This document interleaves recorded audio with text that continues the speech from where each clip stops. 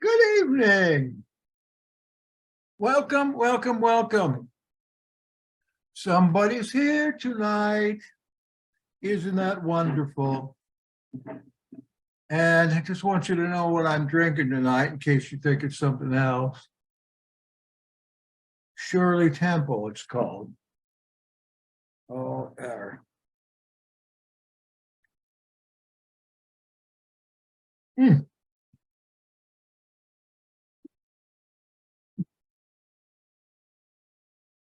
Delicious. What have you been waiting for days for? And why are you so excited? For the rest of the teaching. Oh, yeah. Now that is exciting to me. And hi, Sean.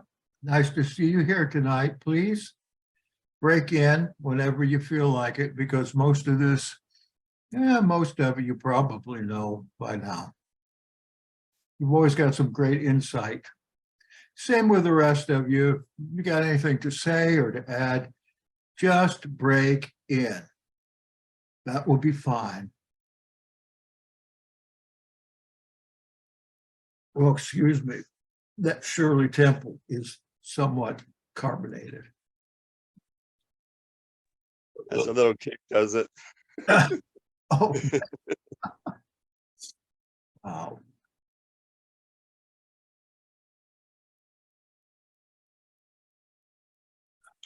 I was reviewing my notes, Jackson, and from last time when you did the presentation, and I was looking over through some stuff again, thinking about the Josephus testimonies and stuff, and yeah, I'm really excited about this too. And I also wanted to thank you for sending me that link to the concordant literal version on the Bible there. I ordered it. I ordered the hard copy New Testament, and then I also have the digital Old Testament, and it's fabulous. It is in my opinion, it surpasses Rotherham's. What's the name of the translation? It's the concordant literal New Testament. It's fantastic. I was really impressed with that. I was impressed. I knew you would be too. The concordant, you could, if you want to go to it, I don't think there's, well, let's see, they've got an Old Testament that's fully annotated, and they've got a New Testament translation, but I don't think that's annotated, is it? Or do you know? Yeah, no, it is, and it's got the concordance in the back too, which actually is really helpful because it's a little different, because most everybody uses Strong, so they're kind of familiar with that. This offers alternate type thoughts on it. It's really cool. I wish they would include maybe Josephus, War of the Jews. That would be neat. Now, I've never seen a Bible that is coordinated with that, but maybe if we go over to the preterist page, there's so much stuff on there that we find something.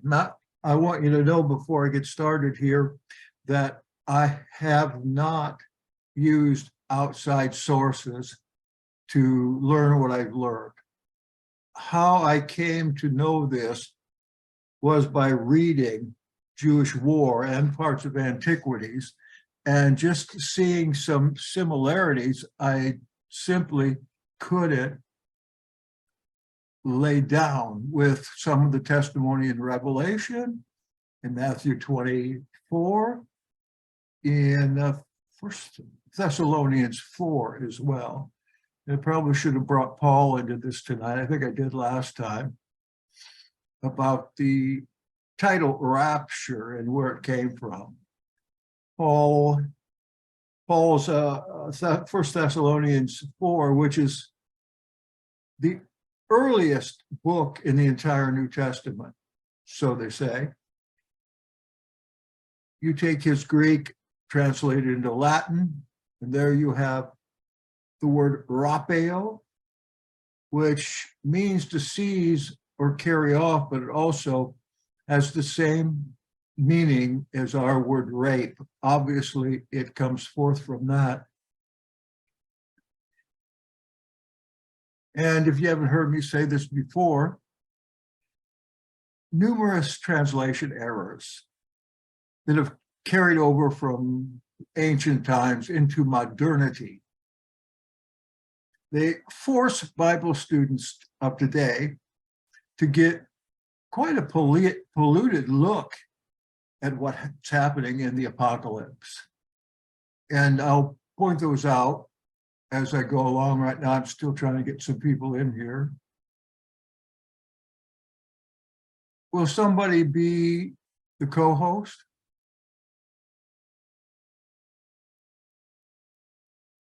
Oh, Steve's here. Maybe Steve will be the co-host. Good. And Steve, really, if anybody comes along, just wave them in. I wish there was a way to get rid of this waiting room. But there is no way. The alternative is worse.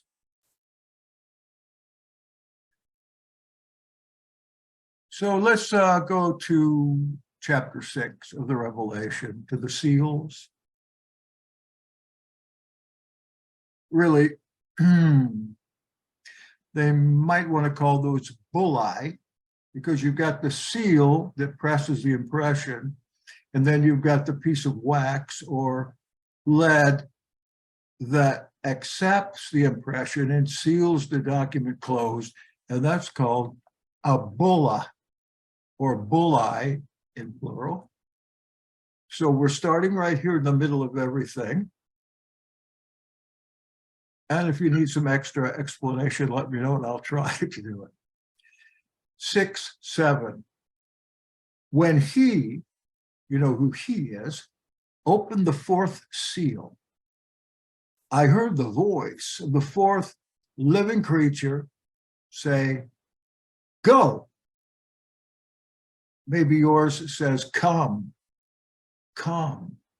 I never figured out why it would say come. So years ago, when I looked into that, the word is erku, erku, erku.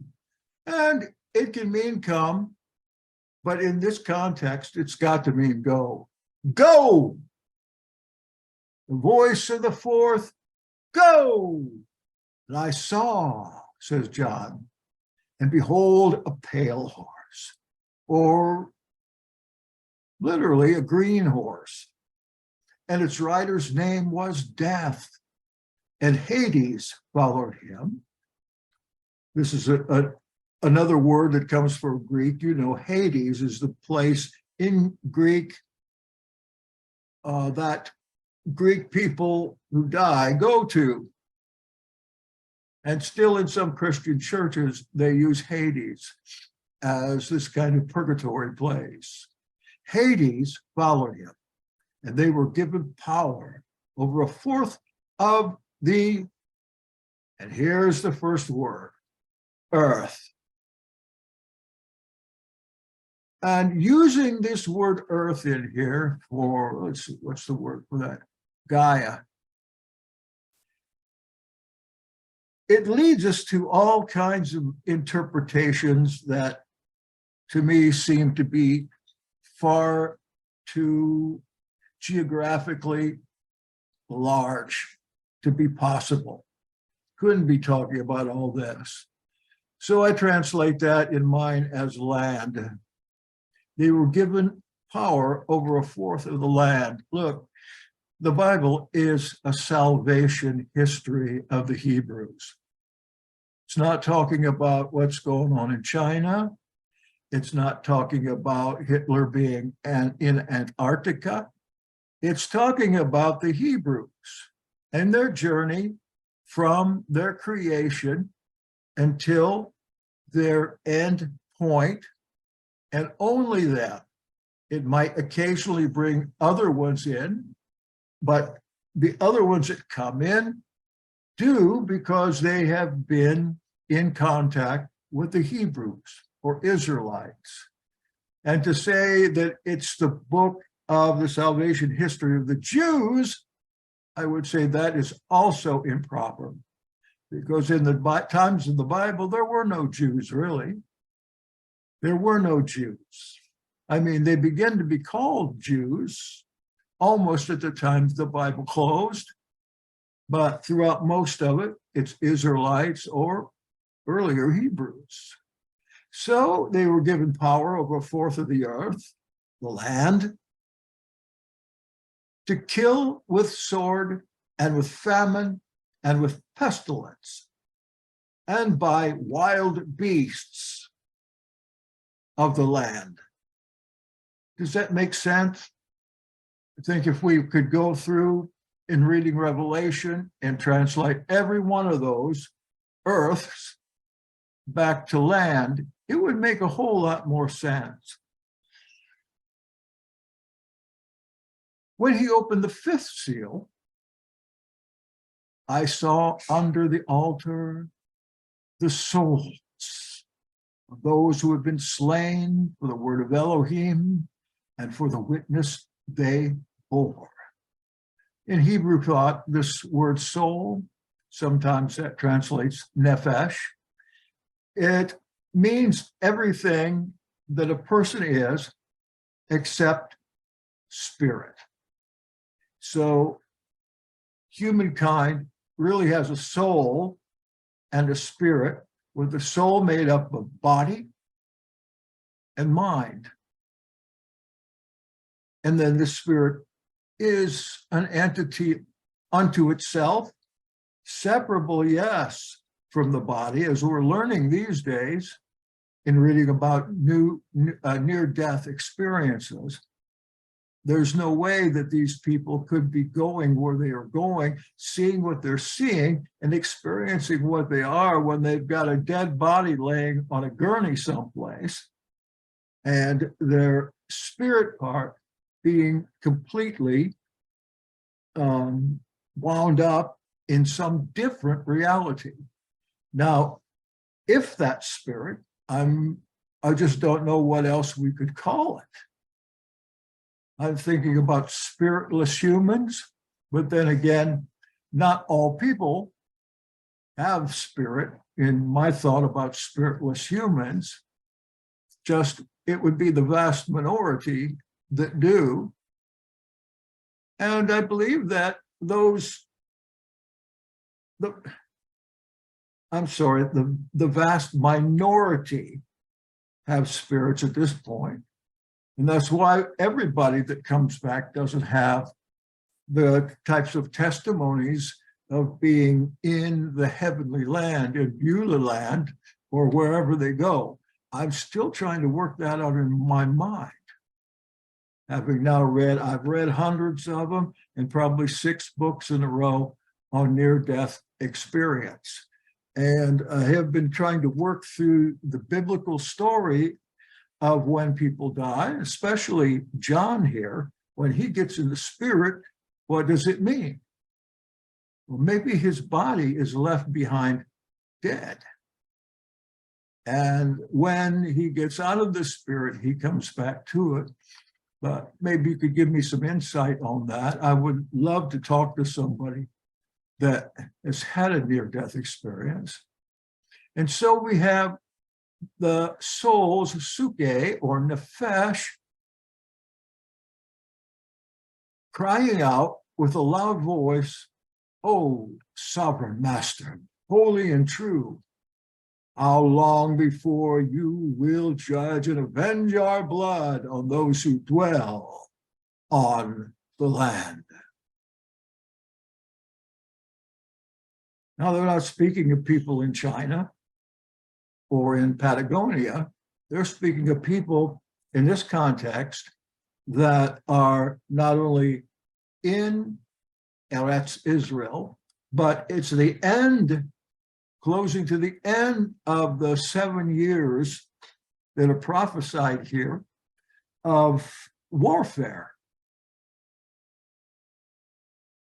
Then they were given a white robe and told to rest a little while longer until the number of their fellow slaves and their brethren should be complete, who were to be killed as they themselves had been.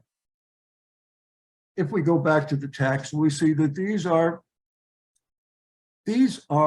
the souls, the beings of the 144,000. And of course, that number isn't literal. If you break it down, you know it's 12 times a large number, 1,000. Got to have 144,000 if you're going to have 12 tribes with 12,000 each. There you have it. Remember, in chapter 7, there are two big groups of people. One are Hebrews or Israelites, one group. That's what we're talking about here is the 144,000. Then you have a huge multitude coming in at the end of chapter 7, in which the people are crying salvation, salvation, and bringing palm branches. And these people, I don't know, it just comes to my head right now, if I would guess, that these are the people who would have died as being people who had been saved, who were being saved, but were finally saved and being brought into the millennial kingdom. Just thinking that might well be, at least in my scheme of it all. But in order for either of these groups, and especially the first group, to get to that stage, they had to be killed. They had to be killed. Now we're going to see that the rapture crowd all had been killed in this war. And as you know, hundreds and hundreds of thousands had been killed in that war, especially in the end of it. And the entire surroundings of Jerusalem had been caged in. And Josephus tells us there were somewhere between 1.5 million and 2 million people in that city.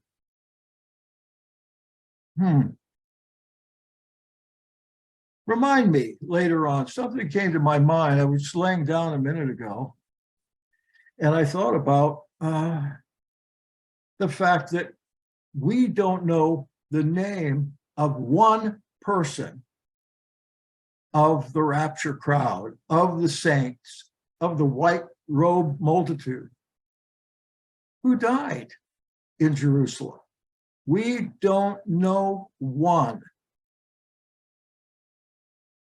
And to add to that, Yeshua gave testimony that when they saw Jerusalem surrounded by armies like they did in 68 AD, and the armies left, they were to get out of there. As you recall, when you see Jerusalem surrounded by armies, even woe to you if you're pregnant. Why don't we even know the name of one person who died as a saint in there? We don't know any of them. We don't know any of them any more than the so-called fathers of the church or apostolic fathers knew. We don't, in their writings, know of one person that they spoke of that had been in Jerusalem when the final blow came. Not one. That is important coming up here when we talk a little more about the rapture and why the apostolic so-called fathers of the church didn't know about it.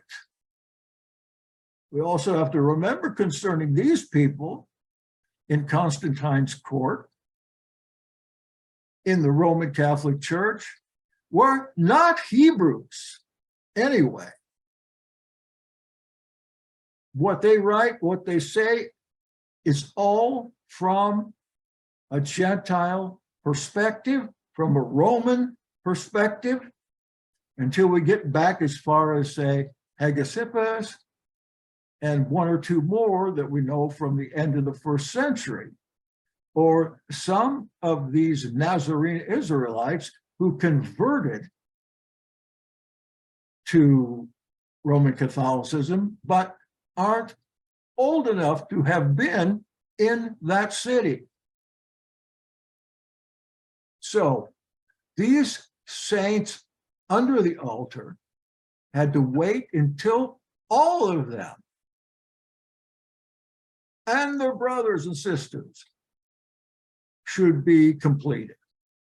That is, were killed as they themselves had been. Important. Now, since it would take probably a week of Tuesdays to go through this completely, I want to skip now to chapter 12, right after another delicious sin of my Shirley Temple.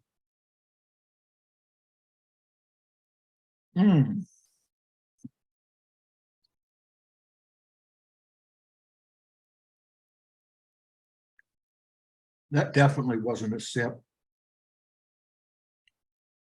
That's got cinnamon in it. 12:7. Now, war arose in the skies. In the New Testament, most of the time when translating the Hebrew word shamayim, what's the Greek word? Oh, I can't think right now. In Latin, to kailum. What it really says instead of heaven. It's Oronoi in Greek. Oh, yeah. From, named, the smelliest planet was named for that, right? Uranus. War arose in the skies. Usually that word Uranoi, well, Uranoi itself is plural, and it means in anything but biblical literature, it means sky, skies, actually. Oftentimes the definite article is not there. So I usually read where it says heaven, which when you hear the word, your mind immediately goes to the afterlife and someplace somewhere. War arose in the skies. There are Jackson, can I say something really quick? Please. To address what you were talking about when it says world and earth in the Revelation, I went through and I checked every single occurrence of it in the Greek, and I agree with you. I think anytime you see that, it should always be rendered land and sky. Heaven should be sky or skies, unless it's the Greek word cosmos, which is only a few places. Then it should be world, like as a whole, like a globe. Otherwise, it's land and skies. I think that's perfect, brother. Well, that you're good to say so, because that was another word I was going to talk about later on. The world, cosmos. Now we're getting larger in our view when we speak of cosmos. So those are three words that if you don't change them in your mind, you're going to be off kilter in your interpretation of this, because never before has a war encased the entire world with demons and angels and armies all together and killed a third of the world, half of the world. That's never happened. So those translations make a person think that this is going to come upon the world sometime in the future. Very good. So Michael and his angels, messengers, fighting against the dragon, and the dragon and his messengers, angels, Malachim, fought. But they were defeated. So little said here. Oh, I was going to say, there are three layers to Revelation. there's what happens in actual heaven, the abode of angels and Elohim. Then there is the atmosphere,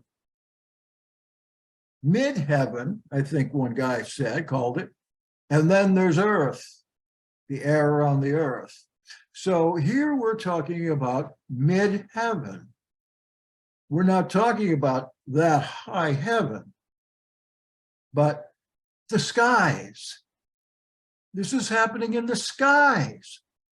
And if it was happening in the skies, it certainly should have been witnessed in Jerusalem, in around Israel, because I guarantee the people were so shook up by this war and so many have been killed, they're looking for a savior. They're looking for a Messiah. Michael and his angels fighting against the dragon, and the dragon and his angels, they fought, but they were defeated. And there was no longer any place for them in the sky. Is that all you got to say about this? I would like to hear more about that. And I was thinking, this is almost exactly what's described in the Dead Sea Scrolls, War of the Sons of Light against the Sons of Darkness book. Because, of course, whoever wrote that's talking about 7 battles there. And it's just not humans that are fighting, but also sky-bound entities, angels of all different stripe that are named. And now I know there are people that are trying to project that book, the War Scroll, out into the future as well. But it almost fits perfectly here. Maybe that's where we should go next, to the War Scroll, and take a look, maybe what these Essenes or Enochians were referring to was this very war in a prophetic sense. So the dragon is thrown down to earth, the ancient serpent, who is called the devil and Hasatan, the deceiver of the cosmos. He was thrown down to land, and his angels were thrown down with him. So they're fighting in the mid-heaven where people can see them, and then supposedly, and then they're thrown down into the land. That makes every bit of sense. The whole world wasn't at war at this time and never has been in this respect. And what I was thinking today as I was looking this over here, when did the rapture happen? Did it happen here? I guess we need to set aside a little bit of time, maybe next time, to say why we don't have this in the history book, that a rapture happened and all these people disappeared. But I've read a couple of books on that, and I have my own ideas about the rapture and why it isn't reported anyplace. And part of that is because there weren't any saints left to report it. And there was so much chaos. You can't imagine, unless you read about that war from the only real account of it that we have in Flavius Josephus, to see what a horrid war it was. It was nothing like any war we've ever had, except maybe World War II, because the Romans came in a pincher movement. Take a look at the second beast in Revelation 13. The one with 2 heads or 2 horns, setting up a pincher movement with Vespasian coming down from the north and Titus coming in from Alexandria to the west and going through the entire land of Galilee and Samaria and killing everything, poisoning all the water supplies, killing all those that were off of the shore on the Mediterranean trying to get away. They hunted everyone down and they killed them. And usually they didn't just run them through the swords, they did torture, Because see, the first part of the war, the Israelites were winning. They took a lot of soldiers with them, the first part, especially if you know what I'm talking about, the flight of General Castius or Sastius back to Caesarea. They were just picked off, and where were they picked off at? Where was the battle when Castius was going back up there from Jerusalem? Well, it just happened to be right at the place that is called Armageddon. This is new information. I traced their path through Israel. And I found also where that Roman fort was located.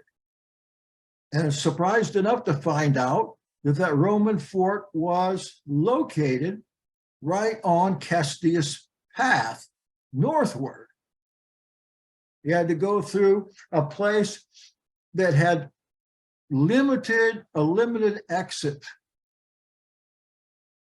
Maybe I'll look that up for next time. And when he took his group through there, well, the Israelites were already there, waiting ambush. And between Armageddon or Megiddo and Caesarea, the Israelites nearly picked every one of those soldiers off. And what were there, 3 legions? Wow.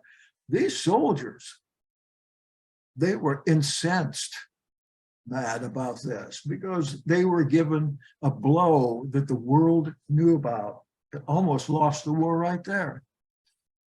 Is this the time the rapture happened?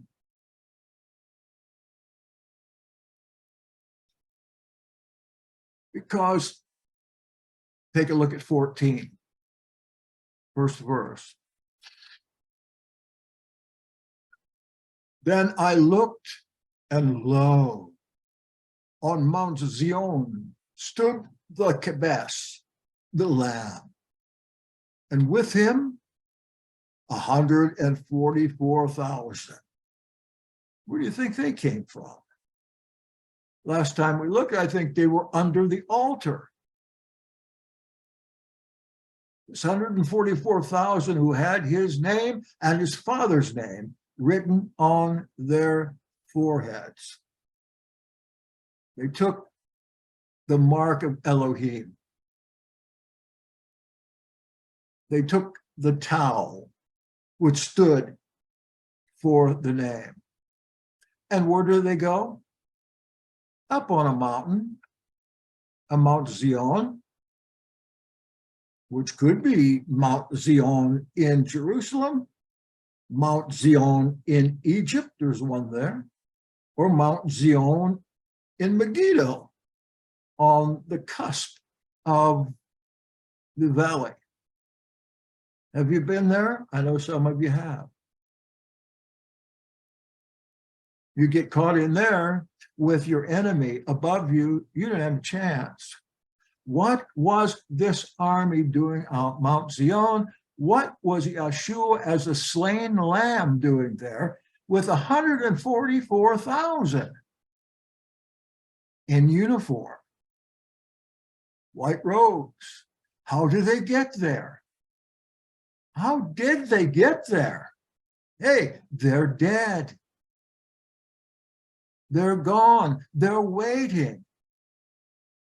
Too bad Revelation doesn't say much about this, because they are waiting on something that we believers feel is sinful, on revenge or vengeance. But did you know that the Torah is made up of righteous vengeance? Eye for an eye, tooth for a tooth. They had to wait to get their vengeance. And now we find them up on the mountain as an army with Yeshua in leading, and we can't help in our minds to go back to all those prophecies in the minor prophets of the Old Testament about the day of the Lord, a day of judgment. a day of crying and weeping, speaking of the end time. The day of the Lord was a feature of the end time, not the end of the world, as your YouTube prophets tell us, but the end of the land of Israel, the end of the land, but not the world, because the world went on. And as Paul says, world without end, if he's right. I would think that if the world ended billions of years into the future, we could just say never, because probably not going to be anybody here then. How do they get there? And what does earlier prophecy say about the fate of Jerusalem? Revelations itself says Jerusalem will burn, and not one stone left upon the other. Did you know that the same fate was happening at Rome at this time? Rome was burning too. And the Christians and Jews were blamed by the president of the Roman Empire for doing it. So we not only have Romans down there on the outskirts of Jerusalem building siege engines, but we also have in Rome a blazing fire with everybody looking for Christians for a vengeance. And I think you know, well, I might have this in a reading a little later on, that Nero was on top of the palace, fiddling, or at least playing the lute, while Rome burned. And what he supposedly was playing was the song, "The Burning of Troy." Something else. But finally, you know, that was caused his downfall, because it was found out that it was his doing himself, wanted to burn Rome down because he had his own model of his Rome, which he intended to rename Neropolis. Of course, that president is Nero. I would suggest, as I do every time I try to teach on this, that you get your Netflix or whatever you use now to watch movies and find Quo Vadis. That's the name of the movie. Peter Ustinov as Nero. In a Hollywood way, it's very accurate on the Christians, on Nero, on the feelings of the Romans toward Nazarenes. And you just ought to see it, because it's as close as our minds, I think, can get to small portions of the real thing. Quo vadis. I'm going to put this in the chat, because I'm really emphasizing this for you.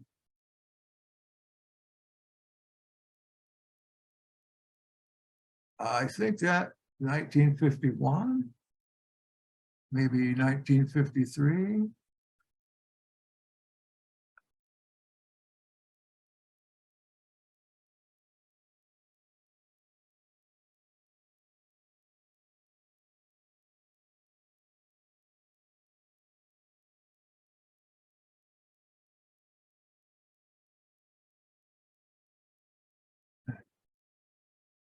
Now that is pronounced Quo Vadis in Latin. The V always has a sound of W. Short I has a sound of a long E.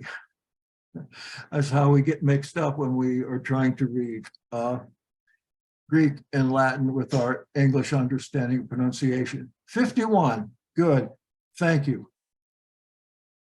In fact, I'd love to go see that again. I'd love to see it come to a theater. Robert Taylor's in that.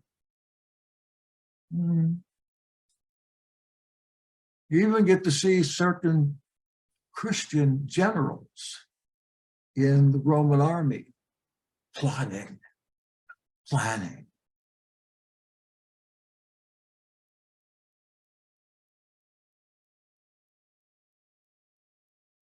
So I've kind of given a summary of how the saints got from under the altar to the top of the mountain uniformed behind Yahshua, who is the lamb that was slain.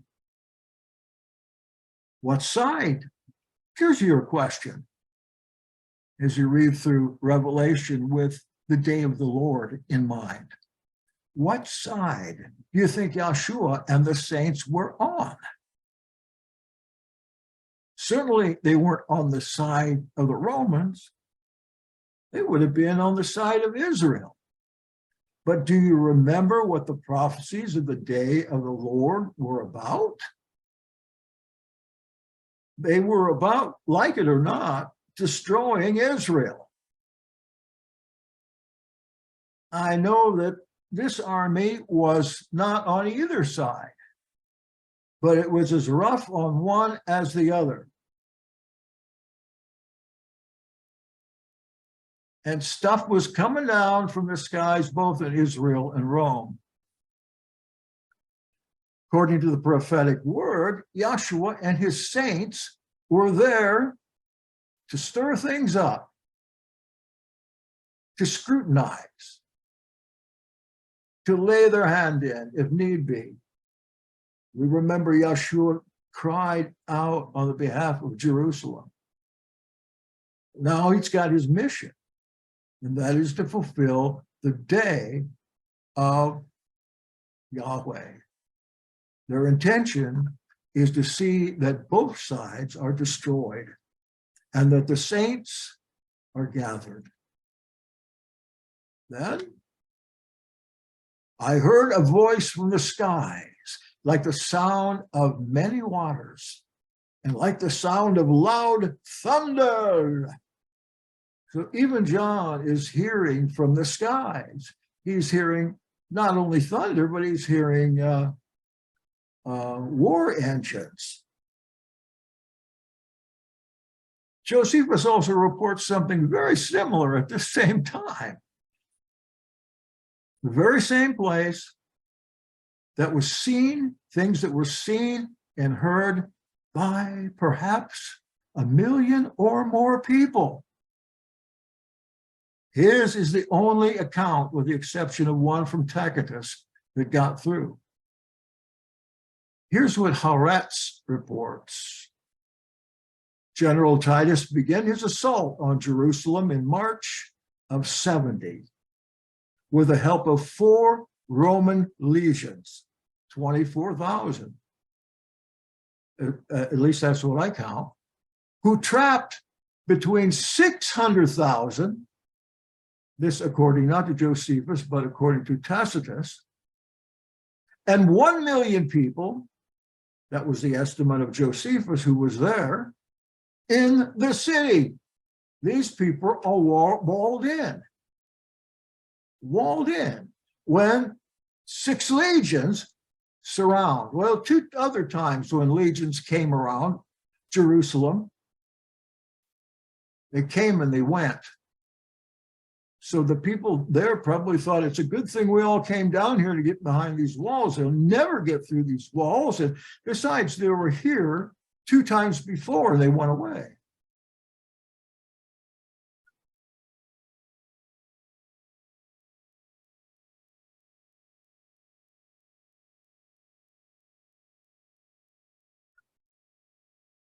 Let me give you Josephus' side of it.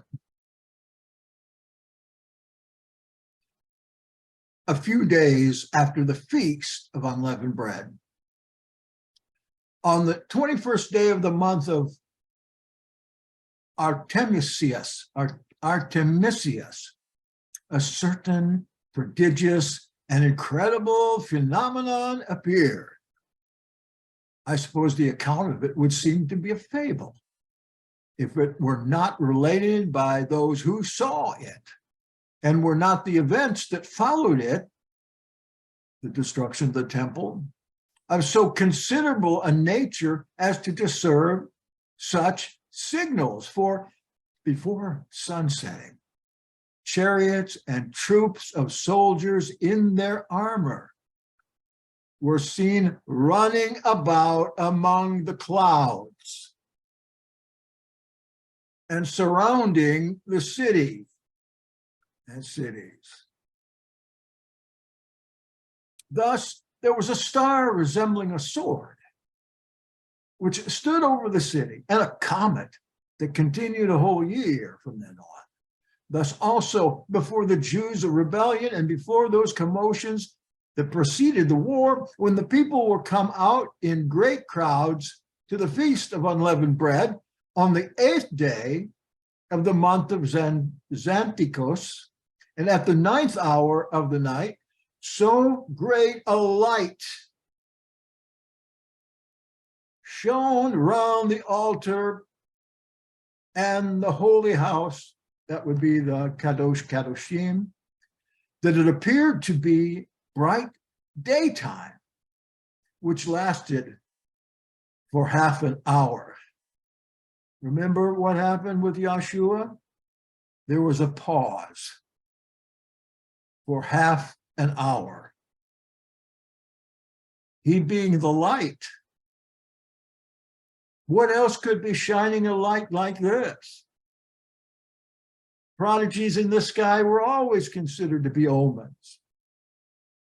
This light seemed to be a good sign to the unskillful, but was so interpreted by the sacred scribes as to portend those events that followed immediately upon it.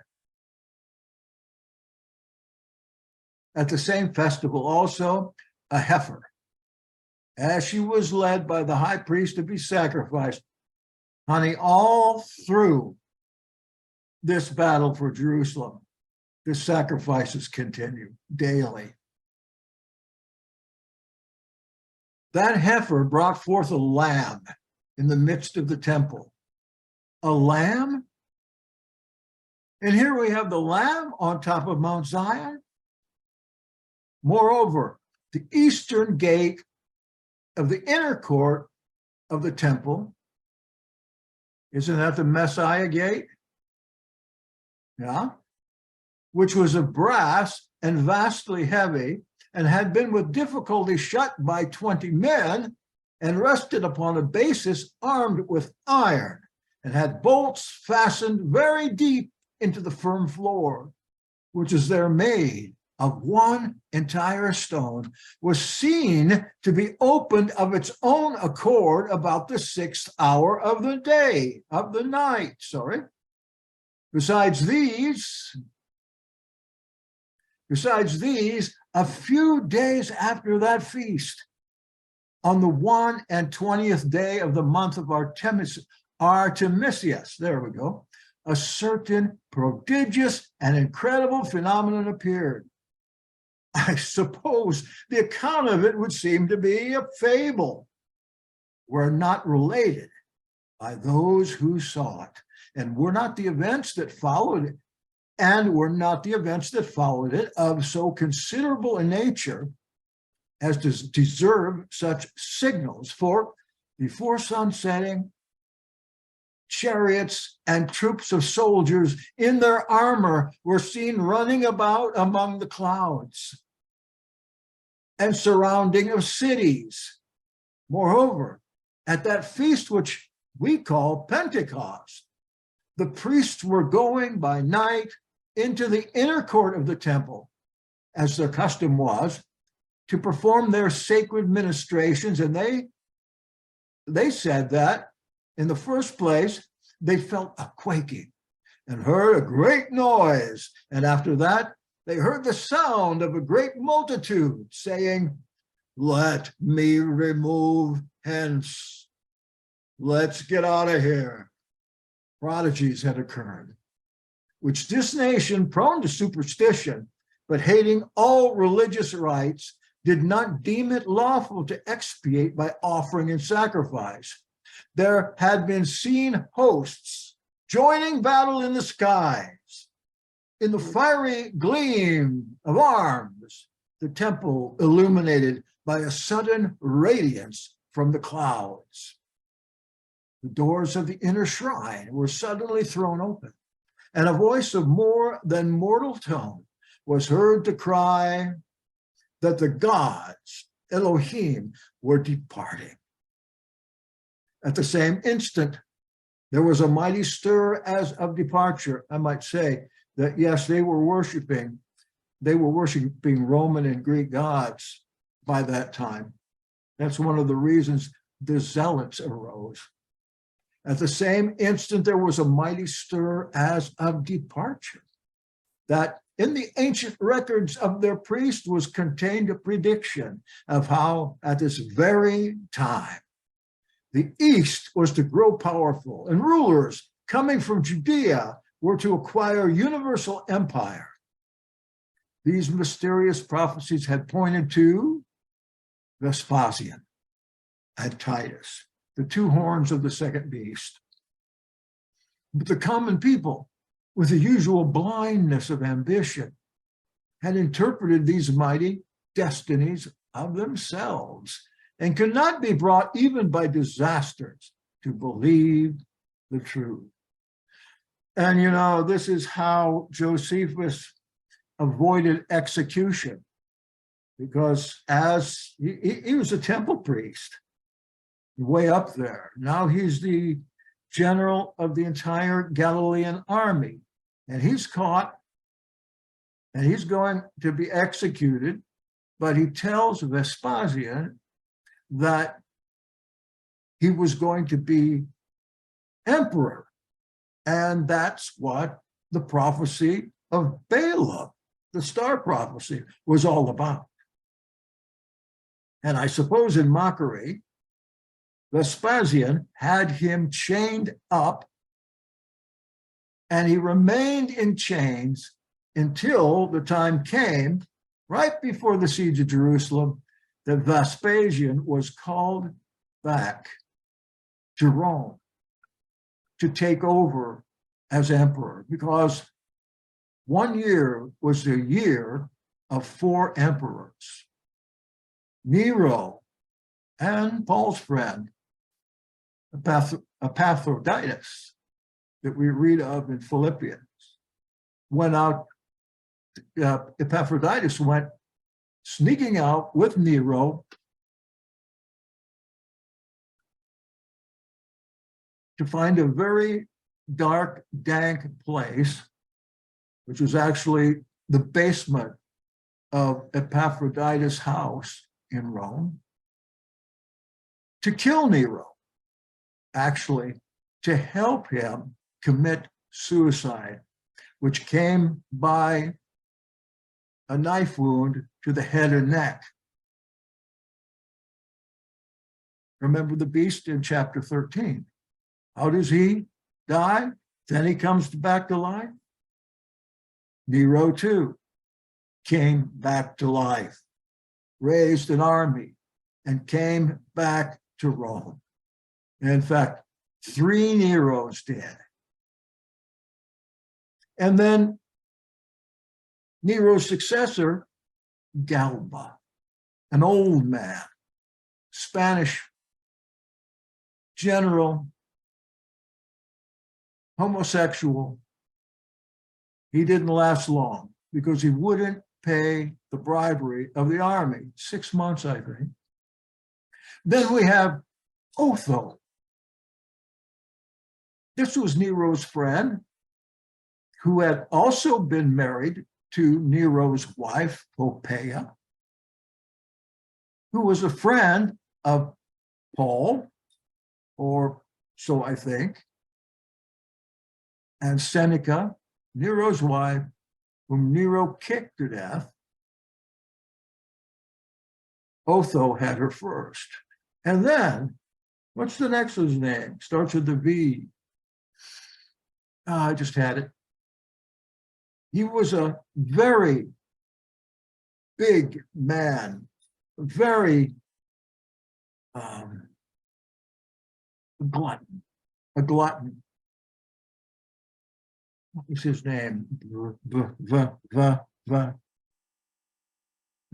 I can't remember. But he came in and he had Vespasian's brother murdered. And he left the army loose on Rome to get as much booty as they could. Of course, when Vespasian's man got to Rome, they found him and he was executed. These mysterious prophecies had pointed to Vespasian and Titus, but the common people didn't have the sense to interpret them rightly. That's like the Bible today. The common people just don't have the training or education to take difficult historical things like this and teach them correctly. I'm sorry to say, go watch a few people that teaches the Revelation. It's always in the future, and you're always in the path of doom at every minute.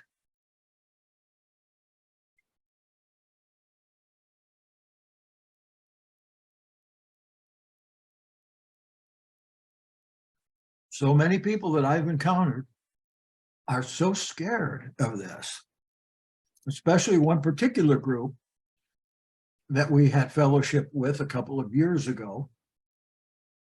I think they disbanded now, but they were very sure that these tribulations were coming on humanity within just the next year. If tribulation such as came on to believers in Nero's reign ever came on here, great tribulation, look, half of us wouldn't even be alive now. We're in no great tribulation. This is not tribulation. You might call what's going on in Sudan tribulation to believers, definitely. And we might say on a worldwide basis, there's tribulation because they're after Christians to kill them all over the place. Or you might say the tribulation might not be far off because our esteemed president has called out war on believers, on Christians and Jews, and is now once in a while arresting them. Even that guy in front of his whole family arrested and dismissed. No one could learn the song that they sang, the new song in verse 3, except the 144,000 who had been redeemed from the land, bought back. And then it describes them a little bit. It is these who have not defiled themselves with women. If that means physical women, how do you defile yourself with women? Well, you commit adultery or you commit fornication. That doesn't seem so hard to do. They are chaste, celibate. It's like the United Methodist Church told us that in our sexual behavior, we were to be chaste in singleness, and we were to have fidelity in marriage. And that's as far as it went. Outside of that, then you were put out, but not anymore, because the denomination of 10 million just split into all kinds of factions. But you see, these follow the Lamb wherever he goes. They followed him up to the top of Zion, wherever that is. How did they get there? These have been redeemed from humankind as first fruits for Eloah and the Lamb. When I read about near-death experience while the body's laying dead on the gurney, these people are in a different, perfect, beautiful place, moving around by thought and feeling as though they had a body. feeling as though they had legs and arms. They were still able to talk without a body. It still felt that way, according to the many, many testimonies. I'm thinking now at least 50 million people have had near-death experiences, but they float wherever they want to go. And yes, in many of them, these people who've been looking toward meeting Yeshua sometime, they see him there and they follow him, because he says, follow me.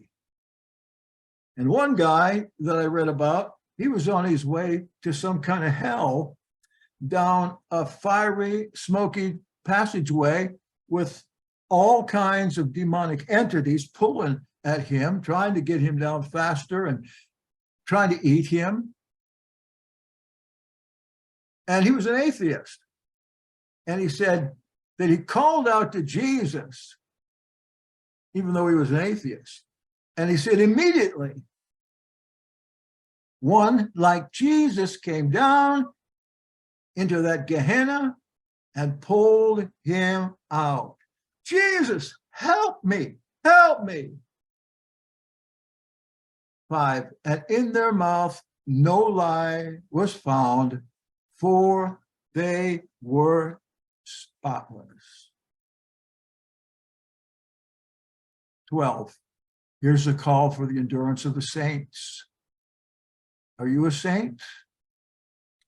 We talked about, I guess it was last week, agios, H-A-G-I-O-S, or H-A-G, eta, omega, S, which we call saints, holy people, set apart people, peculiar people. Endurance is necessary. Those who keep, from chapter 1, verse 2, keep the commandments of Elohim and the trust of Yahshua. Now, this doesn't say those who stand in the grace of Jesus or in the grace of God and don't do anything. Again, this Sunday, this happens a lot where I'm working at the church. The pastor preaches, he says, get up here, say the sinner's prayer. That's all you got to do. Come up here, say the sinner's prayer, and you're saved from your sins yesterday.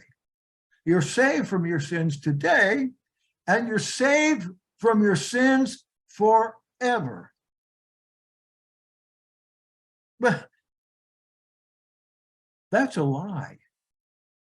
And that's what preachers are teaching. To me, it's very obvious that either one was never saved in the first place, because you don't know if you're going to be saved until you are saved, or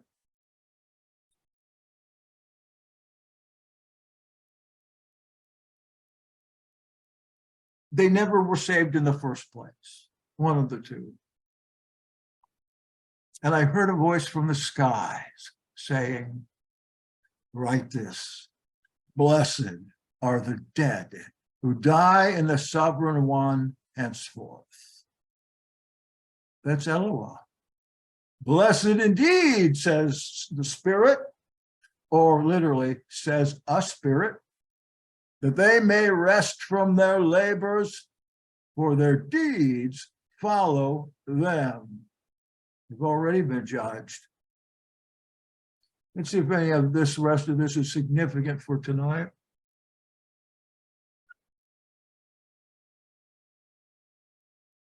And if not, we'll go to the chat.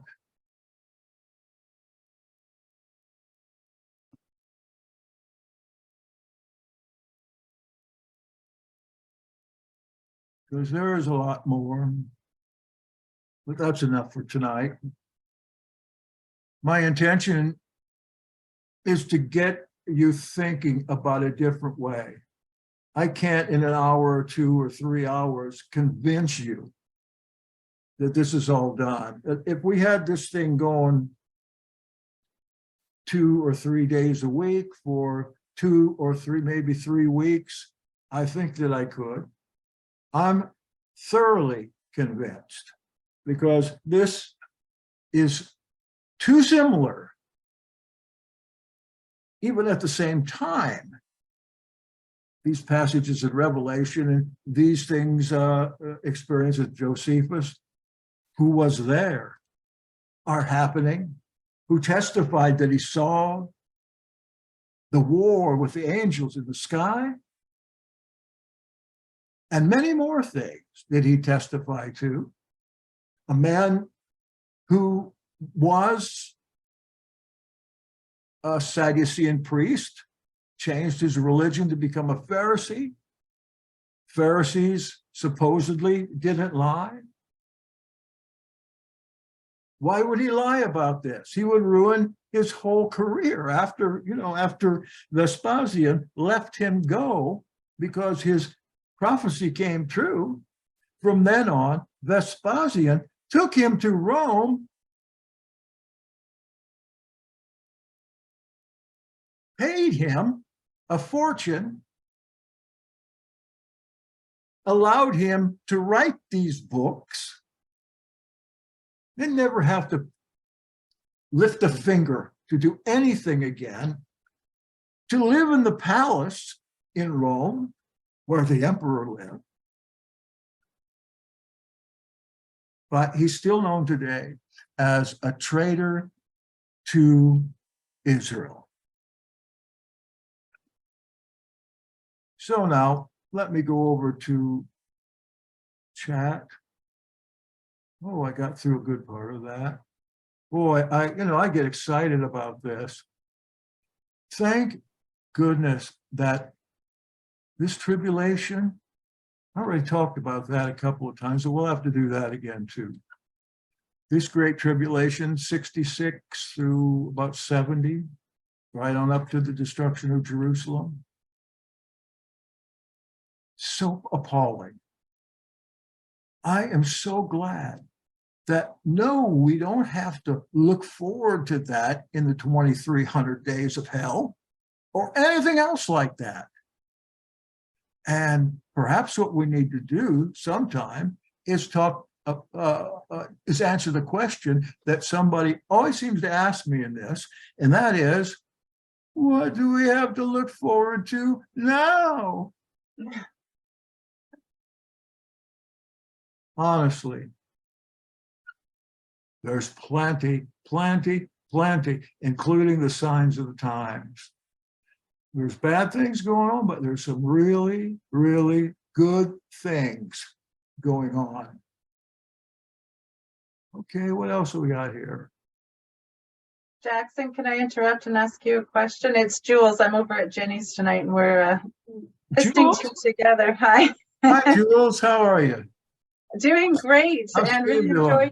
really enjoyed your presentation. And I got the book from Robert Eisenman, James, the brother of Jesus that you'd recommended. But I've been on this track for a while now of the preterist view, and my question for the last 2 years has been, what is the little season that Satan is released for? Did that already take place in and around 70 AD, or was that something afterwards? And what did that look? How long's a little season? Like, can we jump to that? I can answer that, but let me make that part of the next time. Could we do that? I want to check my answers. I'm going to write that down. Well, there's little seasons all the time. Well, I'm just wondering, why does Satan, like, he's bound for 1,000 years, and then why would you release him? Oh, yeah. I see what you're talking about. Where did let me write that down.